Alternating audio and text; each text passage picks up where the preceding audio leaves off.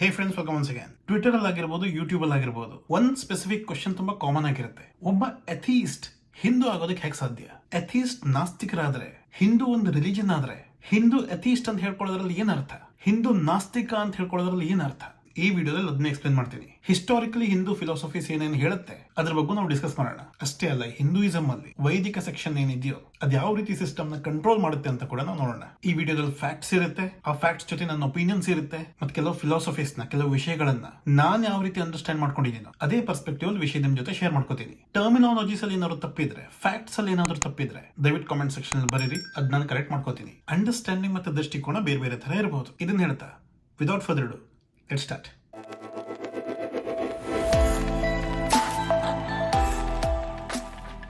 ನೋಡಿ, ರಿಲಿಜನ್ ಅಂತ ಹೇಳಿದ್ರೆ ಅದರಲ್ಲಿ ಹೈ ಲೆವೆಲ್ ಅಲ್ಲಿ 3 ಕಾಂಪೊನೆಂಟ್ಸ್ ಇರುತ್ತೆ.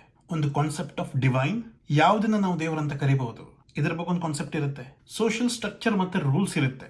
ಗಂಡಸರಿ ತರ ಇರಬೇಕು, ಹೆಂಗಸರಿ ತರ ಇರಬೇಕು, ಈ ವಯಸ್ಸು ಈ ತರ ಮಾಡಬೇಕು, ಫ್ಯಾಮಿಲಿ ಈ ತರ ಇರಬೇಕು, ನಮ್ ಕಾಂಡಕ್ಟ್ ಆಫ್ ಲೈಫ್ ಹೇಗಿರಬೇಕು, ಇದ್ರ ಬಗ್ಗೆ ಎಲ್ಲ ಇರುತ್ತೆ. ಇದ್ರ ಜೊತೆ ಸೂಪರ್ ನ್ಯಾಚುರಲ್ ಬಿಲೀಫ್ಸ್ ಇರುತ್ತೆ, ಅಲೌಕಿಕ ವಿಚಾರಗಳು, ಕರ್ಮ ಇರ್ಬೋದು, ಮೋಕ್ಷ ಇರ್ಬೋದು, ಪುನರ್ಜನ್ಮ ಇರ್ಬೋದು, ಇದರ ಎಷ್ಟೊಂದು ಕಾನ್ಸೆಪ್ಟ್ ಇದೆ. ನನ್ನ ಪ್ರಕಾರ ಇದೊಂಥರ ಮೇನ್ ಕಾಂಪೊನೆಂಟ್ಸ್. ಇದನ್ನ ಬಿಟ್ಬಿಟ್ಟು ರಿಚುವಲ್ಸ್ ಇರ್ಬೋದು, ವರ್ಷಿಪ್ ಮಾಡುವಂತ ವಿಧಾನ ಇರ್ಬೋದು, ಕಾನ್ಸೆಪ್ಟ್ ಆಫ್ ಕಮ್ಯುನಿಟಿ ಇರ್ಬೋದು, ಫೆಲೋಶಿಪ್ ಇರ್ಬೋದು, ಕೆಲವು ರಿಲಿಜಿಯಸ್ ಸಿಂಬಲ್ಸ್ ಆಗಿರ್ಬೋದು, ಕೆಲವು ಸ್ಪಿರಿಚುವಲ್ ಗುರೂಸ್ ಅಂತ ಇರ್ತಾರೆ, ಕ್ಲೆರಿಕ್ಸ್ ಅಂತ ಇರ್ತಾರೆ, ಮತ್ತೆ ಬೇರೆ ಬೇರೆ ತರ ತಮ್ಮ ರಿಲಿಜನ್ ನ ಸ್ಪ್ರೆಡ್ ಮಾಡುವಂತ ಒಂದು ಮೆಥಡ್ ಆಗಿದಿರ್ಬೋದು. ಇದೆಲ್ಲ ಒಳಗೊಂಡಿರುತ್ತೆ. ಆದ್ರೆ ನನ್ನ ಪ್ರಕಾರ ಮೇನ್ ಕಾಂಪೊನೆಂಟ್ಸ್ ಇದು 3 ಆಗಿರುತ್ತೆ. ಇದರಲ್ಲಿ ನಾವು ಸೋಷಿಯಲ್ ಸ್ಟ್ರಕ್ಚರ್ ಬಗ್ಗೆ ಇವತ್ತು ಮಾತಾಡ್ತಾ ಇಲ್ಲ, ಸೋಷಿಯಲ್ ರೂಲ್ಸ್ ಬಗ್ಗೆ ಮಾತಾಡ್ತಾ ಇಲ್ಲ. ಹಿಸ್ಟ್ರಿಯಲ್ಲಿ ಯಾವ್ಯಾವ ಡಿಫರೆಂಟ್ ಫಿಲಾಸಫೀಸ್ ಇದೆ, ಹೆಚ್ಚಾಗಿ ಅದು ಅಲೌಕಿಕ ವಿಷಯಗಳಿಗೆ ಸಂಬಂಧಪಟ್ಟಿರುವಂತಹದ್ದು, ದೇವರ ಡೆಫಿನೇಷನ್ ಸಂಬಂಧಪಟ್ಟಿರುವಂತಹದ್ದು, ಇದೆಲ್ಲ ಮಿಕ್ಸ್ ಆಗಿರುತ್ತೆ. ಸೊ ನಮ್ಮ ದೇಶದಲ್ಲಿ ಯಾವುದೋ ಒಂದು ಪಾಯಿಂಟ್ ಆಫ್ ಟೈಮ್ ಅಲ್ಲಿ ಡಾಕ್ಯುಮೆಂಟೇಶನ್ ಅಂತ ಇರ್ತಾ ಇರಲಿಲ್ಲ. ಮಾತ್ನಲ್ಲಿ ನಾಲೆಜ್ ಶೇರ್ ಆಗ್ತಾ ಇತ್ತು. ಯಾವುದೋ ಒಂದು ಪಾಯಿಂಟ್ ಆಫ್ ಟೈಮ್ ಅಲ್ಲಿ ಡಾಕ್ಯುಮೆಂಟೇಶನ್ ಅಂತ ಆಯ್ತು. ಎಷ್ಟೊಂದು ಜನ ಬರೆದಿರುವಂತ ಫಿಲಾಸಫೀಸ್ ಆಗಿರ್ಬೋದು,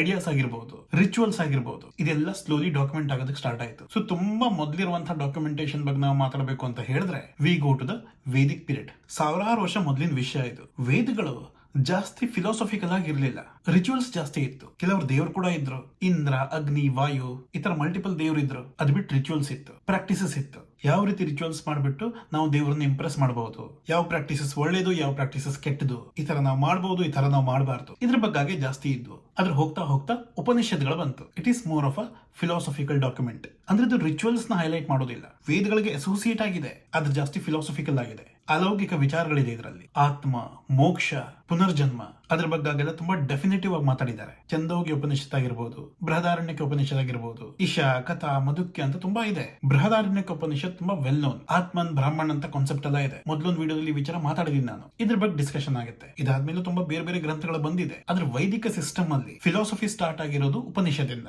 ರಿಚುವಲ್ಸ್ ಅಂಡ್ ಪ್ರಾಕ್ಟೀಸಸ್ ಸ್ಟಾರ್ಟ್ ಆಗಿರೋದು ವೇದಗಳಿಂದ. ಇದು ಕಂಟಿನ್ಯೂ ಆಗ್ತಾ ಇತ್ತು. ಇದೇ ಯಾವಾಗ ಡಾಮಿನೆಂಟ್ ಆಗಿತ್ತು. ಆದ್ರೆ ಇದೇ ಭೂಮಿಯಲ್ಲಿ ಎಷ್ಟೊಂದು ಜನ ಈ ವಿಚಾರಗಳನ್ನ ನಂಬುತ್ತಾ ಇರಲಿಲ್ಲ. ಅವ್ರು ವೇದಿಕ್ ಸಿಸ್ಟಮ್ ಅನ್ನ ಟೀಕೆ ಮಾಡ್ತಾ ಇದ್ರು, ಕ್ರಿಟಿಸೈಸ್ ಮಾಡ್ತಾ ಇದ್ರು. ಅದರಲ್ಲಿ ಒಂದು ಕ್ಯಾಟಗರಿ ಚಾರ್ವಕರು. ರಿಚುವಲ್ಸ್ ಅಲ್ಲಿ ನಂಬ್ತಾ ಇರಲಿಲ್ಲ, ಪ್ರಾಕ್ಟೀಸಸ್ ಅಲ್ಲಿ ನಂಬ್ತಾ ಇರಲಿಲ್ಲ, ಆ ಕಾನ್ಸೆಪ್ಟ್ಸ್ ಅಲ್ಲಿ ನಂಬ್ತಾ ಇರಲಿಲ್ಲ, ಪ್ರಾಕ್ಟಿಕಾಲಿಟಿ ನಂಬ್ತಾ ಇದ್ರು, ಪ್ರೂಫ್ ಕೊಡೋದಕ್ಕೆ ಹೇಳ್ತಾ ಇದ್ರು, ರ್ಯಾಷನಲ್ ಆಗಿರ್ತಾ ಇದ್ರು. ಅವ್ರದ್ದು ಅಥಿಸ್ಟಿಕ್ ಫಿಲಾಸಫಿ ಆಗಿತ್ತು. ಏನಾದ್ರೂ ಒಂದು ಮಾತಾಡಿದ್ರೆ ಎವಿಡೆನ್ಸ್ ಕೇಳ್ತಾ ಇದ್ರು. ಇವರನ್ನ ಕಂಡ್ರೆ ವೈದಿಕರಿಗೆ ಅಷ್ಟೊಂದು ಆಗ್ತಾ ಇರಲಿಲ್ಲ, ಯಾಕಂದ್ರೆ ಇವರು ವೈದಿಕ್ ಸಿಸ್ಟಮ್ ನೇ ಕ್ವಶನ್ ಮಾಡ್ತಾ ಇದ್ರು. ಸೊ ಆ ಟೈಮ್ ಅಲ್ಲಿ ಯಾರು ವೈದಿಕ ಸಿಸ್ಟಮ್ ಇಂದ ದೂರ ಇದ್ರು, ವೈದಿಕ ಸಿಸ್ಟಮ್ ನ ರಿಜೆಕ್ಟ್ ಮಾಡಿದ್ರು, ವೈದಿಕ ಸಿಸ್ಟಮ್ ನ ಕ್ರಿಟಿಸೈಸ್ ಮಾಡಿದ್ರು, ಈ ಕ್ಯಾಟಗರಿ ಅವರನ್ನ ನಾಸ್ತಿಕರು ಅಂತ ಹೇಳಿದ್ರು.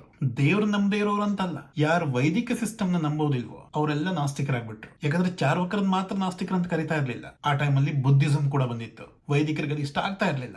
ಜೈನಿಸಂ ಬಂತು, ಅದು ಎಷ್ಟೊಂದು ಜನರನ್ನ ವೈದಿಕ ಸಿಸ್ಟಮ್ ಇಂದ ದೂರ ತಗೊಂಡೋಯ್ತು. ಸೊ ಚಾರ್ವಕ ಫಿಲಾಸಫಿ ಆಗಿರ್ಬೋದು, ಬುದ್ಧಿಸಂ ಆಗಿರ್ಬೋದು, ಜೈನಿಸಂ ಆಗಿರ್ಬೋದು, ಈ ಎಲ್ಲ ವಿಚಾರಗಳನ್ನು ಕೂಡ ಇದರಲ್ಲಿ ಯಾವುದೇ ನಂಬಿಕೆ ಆಗಿದ್ದಿರಬಹುದು. ವೈದಿಕ ಸಿಸ್ಟಮ್ ನ ನಂಬಲ್ವಾ, ಹಾಗಾದ್ರೆ ಅವರು ನಾಸ್ತಿಕರು. ಯಾಕಂದ್ರೆ ಬುದ್ಧಿಸಂ ಆಗಿರ್ಬೋದು, ಜೈನಿಸಂ ಆಗಿರ್ಬೋದು, ವೈದಿಕ ಸಿಸ್ಟಮ್ ಇಂದ ದೂರ ಇದ್ರೂ ಕೂಡ ಅವ್ರದೇ ಆದಂತ ಅಲೌಕಿಕ ವಿಚಾರಗಳನ್ನು ಅವ್ರು ಇಟ್ಕೊಂಡಿದ್ದಾರೆ. ಬುದ್ಧದಿಂದ ಬುದ್ಧಿಸಂ ಬಂತು, ಮಹಾವೀರನಿಂದ ಜೈನಿಸಂ ಬಂತು. ಈ ಬುದ್ಧಿಸಂ ಅಲ್ಲಿ ಹೀನಾಯನ ಇತ್ತು, ಆಮೇಲೆ ಮಹಾಯಾನ ಇತ್ತು, ಆಮೇಲೆ ನವ್ಯಾನ ಅಂತ ಬರುತ್ತೆ, ಅದು ಆಮೇಲೆ ನೋಡೋಣ. ಗೌತಮ್ ಬುದ್ಧ ಅವರು ನಾವು ಯಾವ ರೀತಿ ಈ ಡೈಲಿ ಸಫರಿಂಗ್ಸ್ ಇಂದ ದೂರ ಹೋಗ್ಬೋದು ಅದನ್ನ ಫೌಂಡೇಶನ್ ಆಗಿ ಇಟ್ಬಿಟ್ಟು ತಮ್ಮ ಪ್ರಿನ್ಸಿಪಲ್ಸ್ ನ ಕ್ರಿಯೇಟ್ ಮಾಡಿದ್ರು. ಎಷ್ಟೊಂದು ವೇದಿಕ್ ಸಿಸ್ಟಮ್ ಬಿಲೀಫ್ಸ್ ನ ವಿರುದ್ಧವಾಗಿತ್ತದು. ಎಷ್ಟೊಂದು ಜನ ಬುದ್ಧಿಸಂ ಕನ್ವರ್ಟ್ ಆಗ್ತಾ ಇರೋದನ್ನು ನೋಡ್ಬಿಟ್ಟು ವೈದಿಕರು ಅವ್ರ ಡೆಫಿನೇಷನ್ಸ್ ಅಲ್ಲಿ ತುಂಬಾ ಚೇಂಜಸ್ ಬೇರೆ ಮಾಡಿದ್ರು. ಪ್ರಾಕ್ಟೀಸಸ್ ಅಲ್ಲೂ ತುಂಬಾ ಚೇಂಜಸ್ ಮಾಡಿದ್ರು. ಮೊದಲು ಹೋಮ್ ಹವನದಲ್ಲಿ ಅನಿಮಲ್ ಸ್ಯಾಕ್ರಿಫೈಸಸ್ ಎಲ್ಲ ಆಗ್ತಾ ಆಗ್ತಾ ಇತ್ತು. ಕ್ರಮೇಣ ಅನಿಮಲ್ ಸ್ಯಾಕ್ರಿಫೈಸಸ್ ಎಲ್ಲ ಕಡಿಮೆ ಆಗ್ತಾ ಬಂತು. ಬುದ್ಧಿ ಸ್ತೂಪಗಳು ಇರ್ತಾ ಇದ್ವು. ಜನ ಅದ್ರ ಮೇಲೆ ತುಂಬಾ ಅಟ್ರಾಕ್ಟ್ ಆಗ್ತಾ ಇದ್ರು. ಅವಾಗ ಇಂಪಾರ್ಟೆನ್ಸ್ ಆಫ್ ಟೆಂಪಲ್ ಜಾಸ್ತಿ ಆಯ್ತು. ಅದನ್ನು ವೈದಿಕರು ಇನ್ಕಾರ್ಪೊರೇಟ್ ಮಾಡೋದಕ್ಕೆ ಸ್ಟಾರ್ಟ್ ಮಾಡಿದ್ರು. ಜನ ಆ ಕಡೆ ಹೋಗ್ತಾ ಇದ್ದಾರೆ, ನಾವು ದೇವಸ್ಥಾನಗಳನ್ನು ಜಾಸ್ತಿ ಮಾಡಬೇಕು ಅಂತ. ಎಷ್ಟೊಂದು ಜನ ಜೈನಿಸಂ ಕೂಡ ಮೂವ್ ಆದ್ರು. ಅದರಲ್ಲೂ 2 ಡಿಫರೆಂಟ್ ಕಲ್ಟ್ ಆಯ್ತು. ಒಂದು ದಿಗಂಬರರು, ಒಂದು ಶ್ವೇತಾಂಬರರು. ಅದರಲ್ಲಿ ಅಹಿಂಸೆಗೆ ತುಂಬಾ ಫೋಕಸ್ ಇತ್ತು, ಆನೆಸ್ಟಿಗೆ ತುಂಬಾ ಫೋಕಸ್ ಇತ್ತು. ಕ್ರಮೇಣ ವೈದಿಕರು ಮಹಾವೀರನು ನಮ್ದೇ ದೇವರ ಅವತಾರ, ಬುದ್ಧನು ನಮ್ದೇ ದೇವರ ಅವತಾರ, ಈ ರೀತಿ ಕಾನ್ಸೆಪ್ಟ್ ಗಳು ತಂದುಬಿಟ್ಟು ಕನ್ವರ್ಷನ್ ಜಾಸ್ತಿ ಆಗದೆ ಇರೋ ತರ ನೋಡ್ಕೊಂಡ್ರು. ಸೊ ಎರಡೂ ಧರ್ಮದಲ್ಲಿ ಒಂದು ಡಿವಿಷನ್ ಆಯ್ತು. ಅವ್ರ ಅವತಾರ ಅಲ್ಲ ಅಂತ ನಂಬುವವರು, ಅವ್ರ ಅವತಾರ ಹೌದು ಅಂತ ನಂಬುವವರು. ಅದರ ಹೈ ಲೆವೆಲ್ ಅಲ್ಲಿ ಹೇಳಬೇಕು ಅಂತ ಹೇಳಿದ್ರೆ ಇದೆಲ್ಲವೂ ಕೂಡ ನಾಸ್ತಿಕ ಫಿಲಾಸಫೀಸ್. ಆಮೇಲೆ ವೈದಿಕ ಸಿಸ್ಟಮ್ ಅಲ್ಲೇ ಸ್ವಲ್ಪ ಚೇಂಜಸ್ ಆಗ್ಬಿಟ್ಟು, ಅದು ಸರ್ವೈವಲ್ ಆಗಿದ್ದಿರಬಹುದು ಅಥವಾ ನ್ಯಾಚುರಲಿ ಬೇರೆ ಐಡಿಯಾಸ್ ಬಂದಿದ್ದಿರಬಹುದು, ಫಿಲಾಸಫೀಸ್ ಇವಾಲ್ವ್ ಆಗೋದಕ್ಕೆ ಸ್ಟಾರ್ಟ್ ಆಯ್ತು. ಒಂದು 5-6 ಫಿಲಾಸಫಿ ಬಂತು. ಅದಕ್ಕೆಲ್ಲ ನಾವು ಆಸ್ತಿಕ ಫಿಲಾಸಫೀಸ್ ಅಂತೀವಿ. ಸಂಖ್ಯಾ ಮತ್ತೆ ಯೋಗ, ನ್ಯಾಯ ಮತ್ತೆ ವೈಶೇಷಿಕ, ಮೀಮಾಂಸೆ ಮತ್ತೆ ವೇದಾಂತ, ಇದೆಲ್ಲ ಆಸ್ತಿಕ ಕಾನ್ಸೆಪ್ಟ್ಸ್. ಪುರುಷ ಮತ್ತೆ ಪ್ರಕೃತಿ ಅನ್ನುವಂತ ಕಾನ್ಸೆಪ್ಟ್ ಇರಬಹುದು. ಈ ಮೆಡಿಟೇಷನ್ ಮತ್ತು ಯೋಗ ಸೂತ್ರಗಳಾಗಿದ್ದಿರಬಹುದು. ಮೀಮಾಂಸದಲ್ಲಿ ವಾಪಸ್ ವೇದಿಕ್ ಇಂಪಾರ್ಟೆನ್ಸ್ ಅಂದ್ರೆ ಆ ರಿಚುವಲ್ಸ್ ಎಲ್ಲ ಇರುತ್ತಲ್ಲ, ಅದಕ್ಕೆ ಜಾಸ್ತಿ ಇಂಪಾರ್ಟೆನ್ಸ್ ಕೊಟ್ಟರು. ವೇದಾಂತದಲ್ಲಿ ಮತ್ತೆ ಉಪನಿಷತ್ ಇದೆಯಲ್ಲ, ಅಂತ ಫಿಲಾಸಫೀಸ್ ಜಾಸ್ತಿ ಇಂಪಾರ್ಟೆನ್ಸ್ ಇದೆ. ಈ ತರ ವೈದಿಕ್ ಸಿಸ್ಟಮ್ ತನ್ನನ್ನು ತಾನು ಇವಾಲ್ವ್ ಮಾಡ್ಕೊಂತ ಬಂತು. ಕೆಲವ್ರಿಗೆ ಯಾವುದೋ ಒಂದು ಕಾನ್ಸೆಪ್ಟ್ ಎಷ್ಟ ಆಗಿದ್ದಿರ್ಬೋದು, ಅವ್ರನ್ನೂ ವೈದಿಕ್ ಸಿಸ್ಟಮ್ ಕ್ಯಾಪ್ಚರ್ ಮಾಡ್ತು. ಕೆಲವ್ರಿಗೆ ಇನ್ನೊಂದು ಕಾನ್ಸೆಪ್ಟ್ ಎಷ್ಟ ಆಗಿದ್ದಿರ್ಬೋದು, ಅವ್ರನ್ನೂ ಕ್ಯಾಪ್ಚರ್ ಮಾಡ್ತು. ತುಂಬಾ ಫಿಲಾಸಫೀಸ್ ನ ಜೊತೆ ಇಟ್ಕೊಂಡಿತ್ತು. ಸೊ ಬೇರೆ ಬೇರೆ ತರ ಯೋಚನೆ ಮಾಡೋರೆಲ್ಲರೂ ಕೂಡ ವೈದಿಕ್ ಸಿಸ್ಟಮ್ ಅಲ್ಲಿ ಕಾನ್ಸಾಲಿಡೇಟ್ ಆಗ್ತಾ ಇದ್ರು. ಆಮೇಲೆ ವೇದಾಂತದಲ್ಲಿ ಅದ್ವೈತ ವೇದಾಂತ ಅಂತ ಬಂತು. ಇದು ತುಂಬಾ ಇಂಟ್ರೆಸ್ಟಿಂಗ್ ಆಗಿತ್ತು. ಅಂದ್ರೆ ದೇವ್ರು ಬೇರೆ ಎಲ್ಲೂ ಇಲ್ಲ, ನಿಮ್ಮೊಳಗೇನೆ ಇದ್ದಾರೆ, you are one with the divine ಅಂತ. ಆ ಫಿಲಾಸಫಿ ಪ್ರಮೋಟ್ ಮಾಡಿದವರು ಯಾರು? ಆದಿಶಂಕರಾಚಾರ್ಯ. ಈ ಬೃಹದಾರಣ್ಯಕ ಉಪನಿಷತ್ತಲ್ಲಿ ಆತ್ಮನ್ ಮತ್ತೆ ಬ್ರಾಹ್ಮಣ ಅಂತ ಒಂದು ಕಾನ್ಸೆಪ್ಟ್ ಇತ್ತು. ಸೆಲ್ಫ್ ಮತ್ತೆ ಡಿವೈನ್ ಅನ್ನೋ ತರ.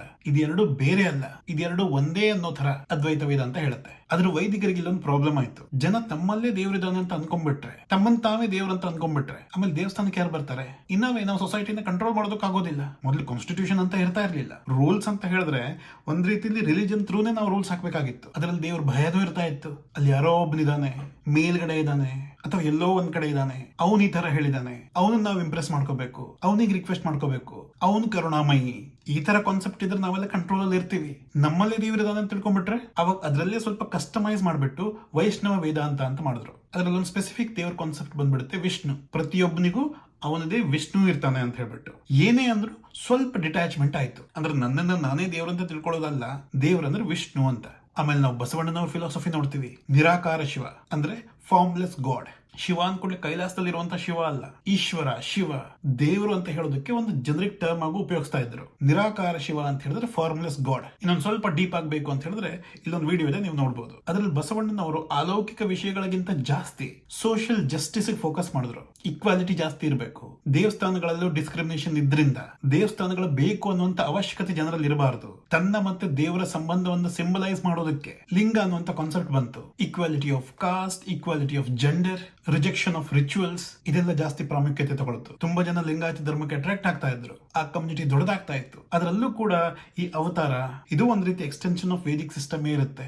ಈ ತರ ವಿಷಯಗಳನ್ನೆಲ್ಲ ಇನ್ಕಾರ್ಪೊರೇಟ್ ಮಾಡಿಬಿಟ್ಟು ಇವತ್ತು ಲಿಂಗಾಯತ ಧರ್ಮದಲ್ಲೂ ಒಂದೆರಡು ಪಾರ್ಟ್ ಆಗ್ಬಿಟ್ಟಿದೆ. ಒಂದು ಕೋರ್ ಫಿಲಾಸಫಿ ಫಾಲೋ ಮಾಡೋರು, ಇನ್ನೊಂದು ಸೆಕ್ಷನ್ ವೈದಿಕ ಸಿಸ್ಟಮ್ ನಲ್ಲಿ ಮಿಕ್ಸ್ ಆಗಿರೋರು. ಆಮೇಲೆ ಸಿಕ್ಕಿಸಂ ಬಂತು. ಇವಾಗ ಬುದ್ಧಿಸಂ ಆಗಿರ್ಬೋದು, ಜೈನಿಸಂ ಆಗಿರ್ಬೋದು ಅಥವಾ ಸಿಕ್ಕಿಸಂ ಆಗಿರ್ಬೋದು, ದೇ ಆರ್ ಸಪರೇಟ್ ರಿಲಿಜನ್ಸ್. ಅದು ಹಿಂದೂ ಧರ್ಮದಲ್ಲಿ ಬರೋದಿಲ್ಲ. ಆದ್ರೆ ಈ ಲ್ಯಾಂಡ್ ಅಲ್ಲಿ ತಯಾರಾಗಿರುವಂತ ಫಿಲಾಸಫೀಸ್. ಸಿಕ್ಕಿಸಂ ಬಂದಾಗ ಈ ಭೂಮಿಯಲ್ಲಿ ಇಸ್ಲಾಂ ಕೂಡ ಇತ್ತು. ಸೊ ನಾವು ಸಿಕ್ಕಿಸಂ ನೋಡಿದ್ರೆ ಇಸ್ಲಾಂ ಇನ್ಫ್ಲೂಯೆನ್ಸು ಇದೆ, ಹಿಂದೂ ಇನ್ಫ್ಲೂಯೆನ್ಸು ಇದೆ. ಕೋರ್ ಕಾನ್ಸೆಪ್ಟ್ ಆಫ್ ಡಿವೈನ್ ಅದು ಸ್ವಲ್ಪ ಇಸ್ಲಾಂ ತರ ಇದೆ. ಐಡಲ್ ವರ್ಷಿಪ್ ರಿಜೆಕ್ಟ್ ಮಾಡಿದ್ದಾರೆ. ಅದು ಎಷ್ಟೊಂದು ವಿಷಯ ಹಿಂದೂಯಿಸಂ ಇಂದ ಇನ್ಸ್ಪೈರ್ ಆಗಿದೆ. ಆಮೇಲೆ ನಾವು ಸ್ವಲ್ಪ ಇತ್ತೀಚೆಗೆ ನಡೆದಿರುವಂತಹ ವಿಷಯಗಳು, ಮಾಡರ್ನ್ ಹಿಂದೂಯಿಸಂ ಅಂತ ಹೇಳ್ಬಹುದು. ಅದ್ರಲ್ಲಿ ರಾಜಾರಾಮ್ ಮೋಹನ್ ರಾಯ್ ಬರ್ತಾರೆ. ಅವ್ರು ಸೋಷಿಯಲ್ ಜಸ್ಟಿಸ್ ಜಾಸ್ತಿ ಪ್ರಾಮುಖ್ಯತೆ ಕೊಟ್ಟರು. ಐಡಲ್ ವರ್ಷಿಪ್ ನ ರಿಜೆಕ್ಟ್ ಮಾಡಿದ್ರು, ಕಾಸ್ಟ್ ಸಿಸ್ಟಮ್ ನ ರಿಜೆಕ್ಟ್ ಮಾಡಿದ್ರು, ಎಷ್ಟೊಂದು ರಿಗ್ರೆಸಿವ್ ಪ್ರಾಕ್ಟೀಸಸ್ ವಿರುದ್ಧ ಹೋರಾಡಿದ್ರು. ಆದ್ರೆ ಅವ್ರ ಫಿಲಾಸಫಿ ವೈದಿಕ ಸಿಸ್ಟಮ್ ನ ಜಾಸ್ತಿ ಕ್ರಿಟಿಸೈಸ್ ಮಾಡ್ತು. ವಿವೇಕಾನಂದರು ಕೂಡ ಇದ್ರು, ಅವರು ಕಾಸ್ಟ್ ಸಿಸ್ಟಮ್ ವಿರುದ್ಧ ಮಾತಾಡಿದ್ದಾರೆ. ಆದ್ರೆ ವೈದಿಕ ಸಿಸ್ಟಮ್ ನ ರಿಜೆಕ್ಟ್ ಮಾಡಿ ಮಾತಾಡಿಲ್ಲ, ವೈದಿಕ ಸಿಸ್ಟಮ್ ನ ಅವ್ರು ಬಿಟ್ಕೊಟ್ಟಿಲ್ಲ. ಸೊ ಇವತ್ತೊಂದು ಸ್ಪೆಸಿಫಿಕ್ ಸೆಕ್ಷನ್ ಆಫ್ ಸೊಸೈಟಿಗೆ ರಾಜಾರಾಮ್ ಮೋಹನ್ ರಾಯ್ ಅವ್ರ ಕಂಡ್ರೆ ಅಷ್ಟೊಂದು ಆಗಲ್ಲ. ಯಾಕಂದ್ರೆ ಅವರು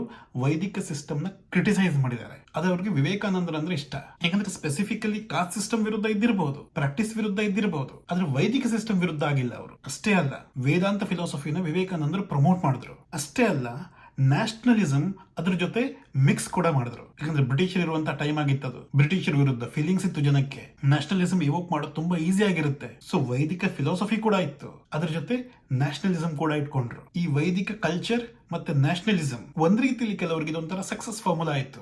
ಇವತ್ತು ನೀವು ಯೂಸ್ ಮಾಡೋದನ್ನ ನೋಡಬಹುದು. ಎಷ್ಟೊಂದ್ ಜನ ವೈದಿಕರು, ಎಷ್ಟೊಂದ್ ಜನ ಮನುವಾದಿಗಳು, ಅಥವಾ ಕೆಲವರಿಗೆ ನಾವು ಸಂಘಿಗಳಂತ ಏನ್ ಕರಿತೀವಿ, ಅವ್ರವ್ರ ಪ್ರೊಫೈಲ್ ಅಲ್ಲಿ ಅವ್ರು ಆಗಿದ್ದಿರ್ಬೋದು, ಇಲ್ಲದೆ ಇದ್ದಿರ್ಬೋದು, ಅದ್ರ ನ್ಯಾಷನಲಿಸ್ಟ್ ಅಂತ ಬರ್ಕೋತಾರೆ. ಯಾಕಂದ್ರೆ ವೈದಿಕ ಕಲ್ಚರ್ ಜೊತೆ ನ್ಯಾಷನಲಿಸಂ ಸೇರಿಸಿದ್ರೆ it's a good way to consolidate. ಆ ಇಮೋಷನ್ ಚೆನ್ನಾಗಿ ಕ್ಯಾಪ್ಚರ್ ಆಗುತ್ತೆ. ದಯಾನಂದ ಸರಸ್ವತಿ ಅವ್ರ ಬಗ್ಗೆ ನೀವು ಓದಿದ್ದಿರ್ಬೋದು. ವೇದಿಕ್ ವ್ಯಾಲ್ಯೂಸ್ ಇಟ್ಕೊಂಡಿದ್ದಾರೆ. ಅದರ ಐಡಲ್ ವರ್ಷಿಪ್ ವಿರುದ್ಧ ಇದ್ರು. ತುಂಬಾ ಒಳ್ಳೆ ವಿಚಾರಗಳನ್ನ ಮಾತಾಡಿದ್ರು. ಕೆಲವೊಂದು ವಿಚಾರ ಜನ ಕಾಂಟ್ರವರ್ಷಿಯಲ್ ಕೂಡ ಅನಿಸ್ತಾ ಇತ್ತು. ಅಂಬೇಡ್ಕರ್ ಅವರು ಬಂದ್ರು, ಸೋಷಿಯಲ್ ಜಸ್ಟಿಸ್ ಬಗ್ಗೆ ಫೋಕಸ್ ಮಾಡಿದ್ರು. ಎಲ್ಲಾ ಧರ್ಮಗಳ ಬಗ್ಗೆ ಓದಿದ್ರು ಅವರು. ಬಹುಶಃ ಅವ್ರ ಯೋಚನೆಗಳ ಪ್ರಕಾರ ಬುದ್ಧಿಸಂ ತುಂಬಾ ಸೂಕ್ತ ಅಂತ ಅನ್ಸಿದ್ದಿರಬಹುದು. ಆದ್ರೆ ಅದರಲ್ಲಿ ಅಲೌಕಿಕ ವಿಚಾರಗಳು ಇದ್ವು. ಸೊ ಅದರಲ್ಲಿ ಸ್ವಲ್ಪ ಕಸ್ಟಮೈಸ್ ಮಾಡಿಬಿಟ್ಟು ಬುದ್ಧಿಸಂ ಅಲ್ಲೇ ಒಂದು ಕಲ್ಟ್ ಅಂತ ಹೇಳ್ಬಹುದು. ಕೆಲವರು ಅದಕ್ಕೆ ನಿಯೋ ಬುದ್ಧಿಸಂ ಅಂತ ಹೇಳ್ತಾರೆ. ಮೋಸ್ಟ್ಲಿ ಹಿಂದೂಗಳು ಯಾರ್ಯಾರು ಬುದ್ಧಿಸಂ ಕನ್ವರ್ಟ್ ಆಗ್ತಾರೋ ಮೋಸ್ಟ್ಲಿ ಅವರು ಅಂಬೇಡ್ಕರ್ ಅವರು ಕ್ರಿಯೇಟ್ ಮಾಡಿರುವಂತಹ ಕಲ್ಟ್ ಅಲ್ಲಿ ಜಾಯ್ನ್ ಆಗ್ತಾರೆ. ಆಮೇಲೆ ಜಿದ್ದು ಕೃಷ್ಣ ಮೂರ್ತಿ ಅಂತ ಬರ್ತಾರೆ. ಸೆಲ್ಫ್ ಡಿಸ್ಕವರಿ, ಮೆಡಿಟೇಷನ್, ಓಶೋ ಅಂತ ನೀವು ಕೇಳಿದ್ರೆ ಅವ್ರದ್ದು ಒಂದು ಕಲ್ಟ್ ಇದೆ. ಅವರು ಈ ವೆಸ್ಟರ್ನ್ ಮತ್ತೆ ಈಸ್ಟರ್ನ್ ಕಾನ್ಸೆಪ್ಟ್ಸ್ ಎಲ್ಲ ಮಿಕ್ಸ್ ಮಾಡಿದ್ರು. ಡೈನಾಮಿಕ್ ಮೆಡಿಟೇಷನ್ ಅಂತ ಮಾಡಿದ್ರು.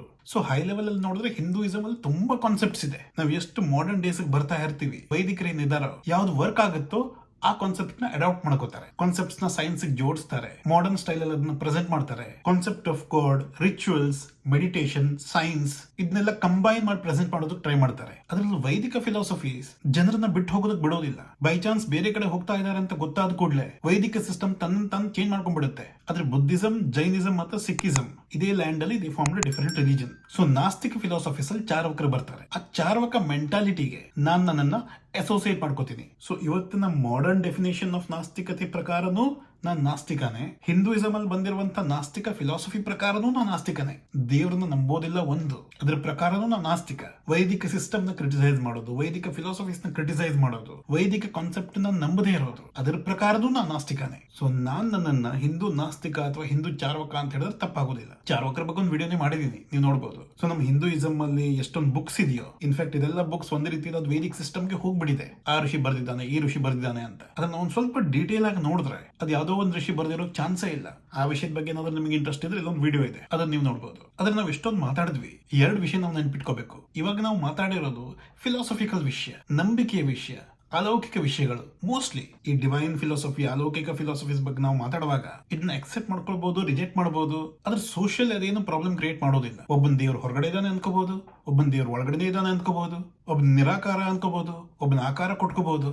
ಆದ್ರೆ ಒಂದು ಧರ್ಮದ ಜೊತೆ, ಒಂದು ರಿಲಿಜನ್ ಜೊತೆ, ಒಂದು ಸಿಸ್ಟಮ್ ಜೊತೆ ಒಂದು ಸೋಷಿಯಲ್ ಸ್ಟ್ರಕ್ಚರ್ ಕೂಡ ಬರುತ್ತೆ. ಅದು ಜನರಿಗೆ ಇಂಪ್ಯಾಕ್ಟ್ ಮಾಡುತ್ತೆ. ಅದು ಗಂಡಸರಿಗೆ ಏನಾದ್ರೂ ಹೆಚ್ಚು ವ್ಯಾಲ್ಯೂ ಮತ್ತೆ ಹೆಂಗಸರಿಗೆ ಕಡಿಮೆ ವ್ಯಾಲ್ಯೂ ಕೊಟ್ರೆ ಅದು ಸೋಷಿಯಲ್ ಇಂಜಸ್ಟಿಸ್ ಆಗುತ್ತೆ. ಅದ್ರ ಬಗ್ಗೆ ಜಾಸ್ತಿ ರ್ಯಾಷನಲಿಸ್ಟ್ಸೇ ಕ್ವಶನ್ ಮಾಡ್ತಾರೆ. ಈ ಚಾರ್ವಕರ ಟೈಪ್ ಇರ್ತಾರಲ್ಲ, ಅವ್ರು ಸೋಷಿಯಲ್ ಜಸ್ಟಿಸ್ ಬಗ್ಗೆ ಜಾಸ್ತಿ ಮಾತಾಡ್ತಾರೆ. ಕಾಸ್ಟ್ ಸಿಸ್ಟಮ್ ಅನ್ನುವಂತ ಒಂದು ಡಿಸೀಸ್ ಅಂತ ನಾವೇನು ಹೇಳಬಹುದು. ಅವತ್ತು ವರ್ಣದ ರೂಪದಲ್ಲಿ ವೈದಿಕ ಸಿಸ್ಟಮ್ ಅಲ್ಲಿ ಇನ್ಕಾರ್ಪೊರೇಟ್ ಆಗಿರುವಂತಹದ್ದು ಇವತ್ತು ಕೂಡ ನಡ್ಕೊಂತಾ ಇದೆ. ಸೊ ವೈದಿಕ ಸಿಸ್ಟಮ್ ಅನ್ನುವಂತಹದ್ದು ಅದು ಬರೀ ಈ ಅಲೌಕಿಕ ಡಿವೈನ್ ಕಾನ್ಸೆಪ್ಟ್ಸ್ ಬಗ್ಗೆ ಮಾತಾಡುವಂತಹದ್ದಲ್ಲ. ಅದು ಅದರ ಜೊತೆ ಒಂದು ಸಿಸ್ಟಮ್ ತರುತ್ತೆ, ಒಂದು ಸೋಷಿಯಲ್ ಸ್ಟ್ರಕ್ಚರ್ ಕೊಡುತ್ತೆ ನಿಮ್ಗೆ. ಆ ಸೋಷಿಯಲ್ ಸ್ಟ್ರಕ್ಚರಲ್ ಪ್ರಾಬ್ಲಮ್ ಇದೆ. ಸೊ ಕೆಲವರು ಕಾಮೆಂಟ್ ಸೆಕ್ಷನ್ ಮಾತಾಡ್ತಾರೆ, ಈ ಗ್ರಂಥಗಳ ಬಗ್ಗೆ ಯಾಕೆ ಫೋಕಸ್ ಮಾಡ್ತೀಯಾ, ವೇದಾಂತವನ್ನು ಓದು, ಉಪನಿಷತ್ತುಗಳನ್ನು ಓದು, ಇದ್ರಲ್ಲಿ ಜಾತಿ ಮೆನ್ಷನ್ ಆಗಿಲ್ಲ, ಅದ್ರಲ್ಲಿ ಜಾತಿ ಮೆನ್ಷನ್ ಆಗಿಲ್ಲ ಅಂತ. ಒಂದ್ ಪರ್ಟಿಕ್ಯುಲರ್ ರಿಲಿಜನ್ ಅಲ್ಲಿ, ಒಂದ್ ಪರ್ಟಿಕ್ಯುಲರ್ ಸಿಸ್ಟಮ್ ಅಲ್ಲಿ ಇದನ್ನ ತಗೊಳ್ಳೋದು ಅದನ್ನ ತಗೊಳ್ಳೋದು ಮಾಡೋದಕ್ಕಾಗೋದಿಲ್ಲ. We become part of the system. ಅದ್ರಲ್ಲಿ ನಮಗೆ ಜಾಸ್ತಿ ಇಂಪ್ಯಾಕ್ಟ್ ಆಗಿರೋದು ಸೋಷಿಯಲ್ ಸ್ಟ್ರಕ್ಚರ್. ಒಂದು ಗ್ರಂಥದಲ್ಲಿ ಏನು ಕೆಟ್ಟದ್ದು ಹೇಳದೇ ಇದ್ದಿರಬಹುದು, ಈ ಗ್ರಂಥದಲ್ಲಿ ಏನು ಕೆಟ್ಟದ್ದು ಮಾತಾಡಿಲ್ಲ,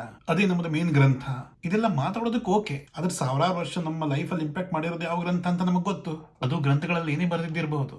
ಈ ಎಂಟೈರ್ ಸಿಸ್ಟಮ್ ಇದೆಯಲ್ಲ, ಅದೊಂದು ಚಿಕ್ಕ ಪರ್ಸೆಂಟೇಜ್ ಆಫ್ ಜನರ ಕೈಯಲ್ಲಿತ್ತು. ಅವ್ರ ಹತ್ರನೇ ಪವರ್ ಇತ್ತು. ಯಾವ್ದು ಇಂಪಾರ್ಟೆಂಟ್ ಅಲ್ಲ ಅಂತ ಅವರೇ ಹೇಳೋದು. ಇನ್ಫ್ಯಾಕ್ಟ್ ಇವತ್ತು ನಾವು ಯೂಟ್ಯೂಬ್ ಅಲ್ಲಿ ನೋಡಿದ್ರೆ, ಮೀಡಿಯಾದಲ್ಲಿ ನೋಡಿದ್ರೆ ಅವ್ರ ಕೈಯಲ್ಲಿ ಪವರ್ ಇದೆ. ಅವ್ರಿಗೇನಾದ್ರು ಕೆಟ್ಟ ಇಂಟೆನ್ಷನ್ ಇದ್ರೆ, ಆ ಕೆಟ್ಟ ಇಂಟೆನ್ಷನ್ ಇರೋರು ನಾನು ಮನುವಾದಿಗಳಂತ ಹೇಳ್ತೀನಿ. ಸ್ಪೆಸಿಫಿಕಲಿ ಯಾರು ಅಂತ ಗೊತ್ತಾಗಬೇಕು ಅಂತ ಹೇಳಿದ್ರೆ ಇಲ್ಲೊಂದು ವಿಡಿಯೋ ಇದೆ, ನೀವು ನೋಡಬಹುದು. ಯಾವ್ದನ್ನ ಹೇಗೆ ಹಾಕಬೇಕು, ಅಫಿಷಿಯಲಿ ಏನ್ ತೋರಿಸಬೇಕು, ಅನ್ಅಫಿಷಿಯಲಿ ಏನ್ ಮಾಡಬೇಕು, ಯಾವ ರೀತಿ ಕಂಟ್ರೋಲ್ ಇಟ್ಕೋಬೇಕು, ಯಾವ ರೀತಿ ಕನ್ಸಾಲಿಡೇಷನ್ ಮಾಡಬೇಕು, ಯಾವ ರೀತಿ ಹೇಟ್ ಕ್ರಿಯೇಟ್ ಮಾಡಬೇಕು. ಅವತ್ತು ಅವ್ರು ಕಂಟ್ರೋಲ್ ಮಾಡ್ತಾ ಇದ್ರು, ಇವತ್ತು ಅವರಿಗೆ ಕಂಟ್ರೋಲ್ ಮಾಡ್ತಾ ಇದ್ದಾರೆ. That is unfortunate. ಸೊ ಈ ಗ್ರಂಥದಲ್ಲಿ ಇದೆ, ಆ ಗ್ರಂಥದಲ್ಲಿ ಇಲ್ಲ, ಈ ಶಬ್ದದ ಈ ಅರ್ಥ, ಆ ಶಬ್ದದ ಆ ಅರ್ಥ, ಇದೆಲ್ಲ ಹೇಳ್ಬಿಟ್ಟು ಪ್ರಯೋಜನ ಇಲ್ಲ.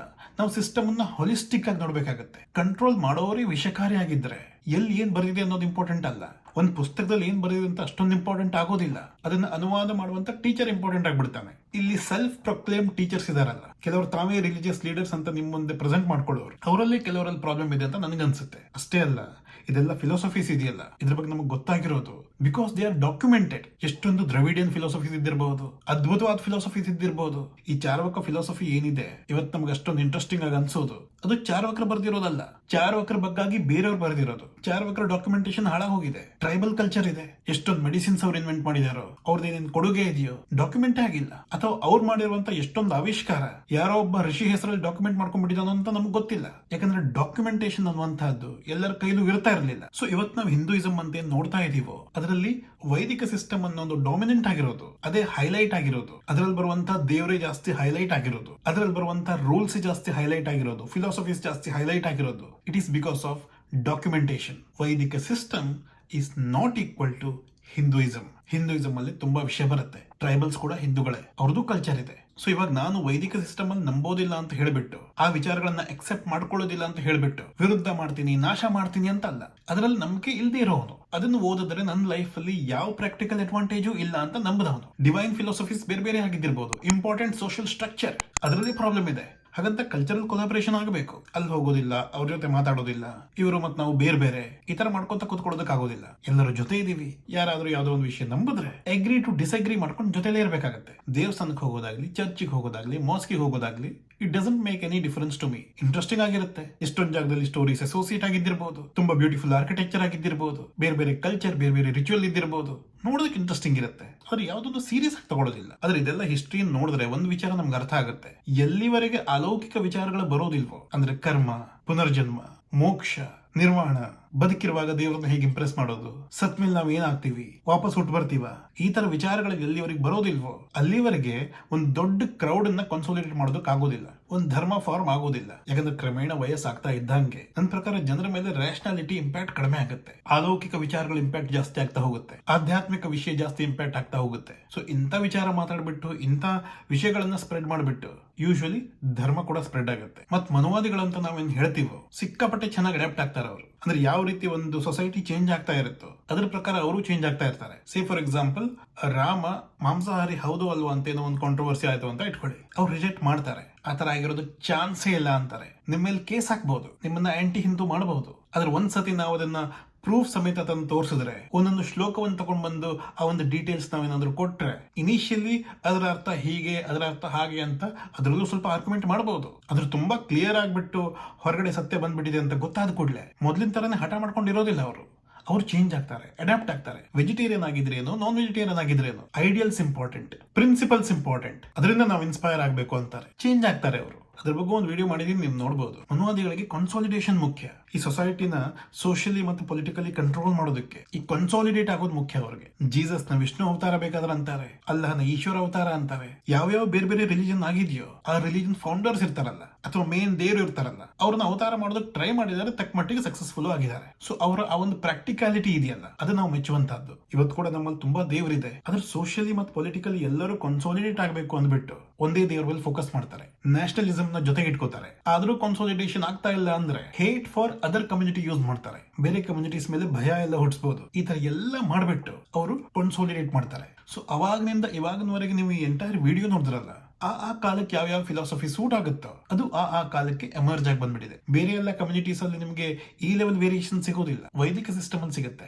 ಅಷ್ಟೇ ಅಲ್ಲ, ಕೆಲವು ಡೌಟ್ಸ್ ಇದೆ. ವಿವೇಕಾನಂದರು ಕೂಡ ಕಾಸ್ಟ್ ಸಿಸ್ಟಮ್ ವಿರುದ್ಧ ಮಾತಾಡಿದ್ದಾರೆ, ಸಾವರ್ಕರ್ ಕೂಡ ಮಾತಾಡಿದ್ದಾರೆ, ಗಾಂಧೀಜಿ ಕೂಡ ಮಾತಾಡಿದ್ದಾರೆ, ಅಂಬೇಡ್ಕರ್ ಮಾತಾಡಿದ್ದಾರೆ, ಪೆರಿಯಾರ್ ಕೂಡ ಮಾತಾಡಿದ್ದಾರೆ, ಬಸವಣ್ಣನವರು ಮಾತಾಡಿದ್ದಾರೆ. ಆದ್ರೆ ಒಂದ್ ಸೆಕ್ಷನ್ ಆಫ್ ಸೊಸೈಟಿಗೆ ಕೆಲವರು ಇಷ್ಟ ಆಗ್ತಾರೆ, ಇನ್ನೊಂದು ಸೆಕ್ಷನ್ ಆಫ್ ಸೊಸೈಟಿಗೆ ಕೆಲವರು ಇಷ್ಟ ಆಗ್ತಾರೆ. ಏನೋ ಒಂದು ಡಿಫ್ರೆಂಟ್ ಇರಬೇಕಲ್ವಾ? ಅದು ಏನ್ ಡಿಫ್ರೆನ್ಸ್ ಅದು? ಈ ವಿಷಯ ಮುಂದೆ ಯಾವುದೋ ಒಂದು ವಿಡಿಯೋದಲ್ಲಿ ಮಾತಾಡೋಣ. Thank you so much for watching this video. ಈ ವಿಡಿಯೋ ಇಷ್ಟ ಆದರೆ please let me know by hitting the thumbs up. Please to subscribe to this channel. Thanks again. Take care.